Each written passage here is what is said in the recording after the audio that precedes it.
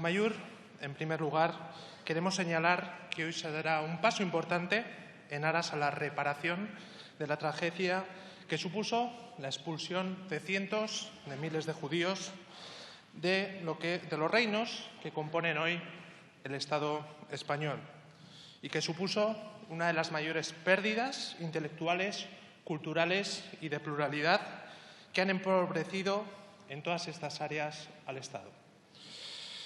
En el contexto en el que se produjo toda esa expulsión, estuvo encuadrado en un siglo, varios siglos de imposición de una religión única, de una cultura única, de una lengua única, en la cual la espada y la cruz cabalgaron unidas hasta hoy. Eso ha supuesto la represión de culturas, religiones e idiomas diferentes a la idea de la nacional católica.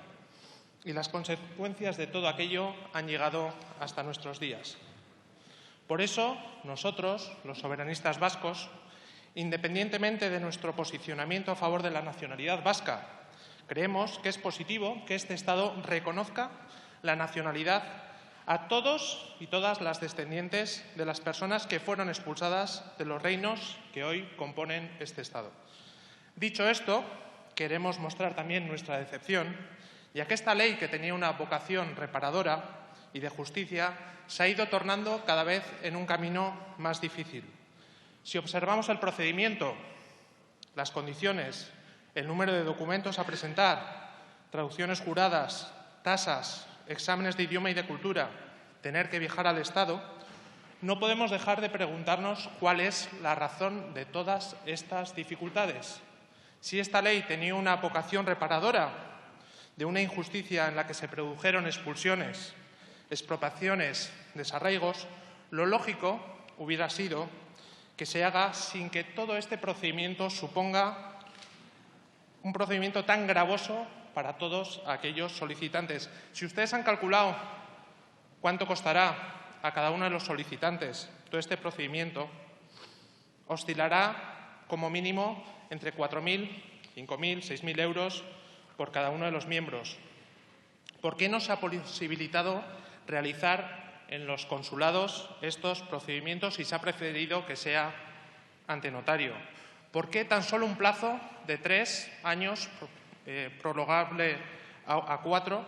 ¿Y por qué no aprobarlo sin edie si se trata de reparar una injusticia? No pongan plazos.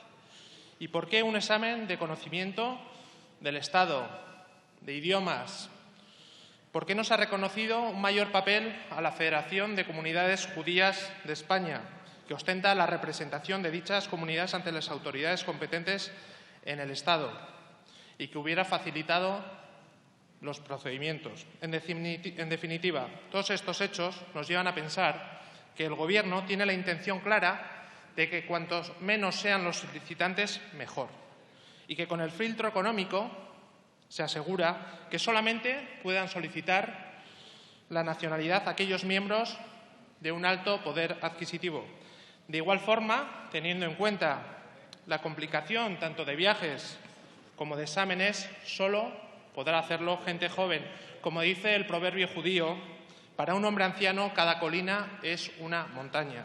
Ustedes ya saben que difícilmente gente de edad podrá asumir dichas complicaciones y trabas.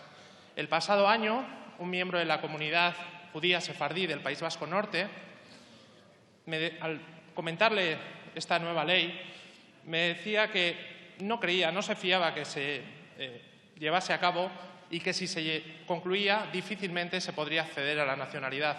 Recientemente, esta persona me decía que le darían con mayor facilidad un premio Nobel que la nacionalidad española. Teniendo en cuenta todos estos elementos, consideramos que no se puede hablar de una reparación. Y esta ley es más un símbolo, un primer paso, pero no una ley que sirva para satisfacer a la mayoría de sefardíes que les gustaría acceder a la nacionalidad española. Por último, también queremos aprovechar la aprobación de esta ley para solicitar que en el futuro se impulsen leyes similares para otros colectivos de descendientes de personas expulsadas y represaliadas por el Estado durante la historia.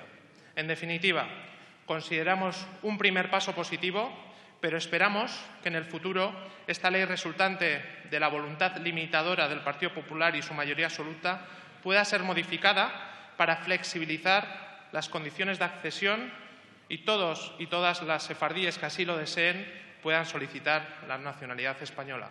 Muchas gracias, señor presidente. Muchas gracias, señor Iñárritu. Y por el Grupo Vasco PNV tiene la palabra el señor Olavarría. Muchas gracias, señor presidente.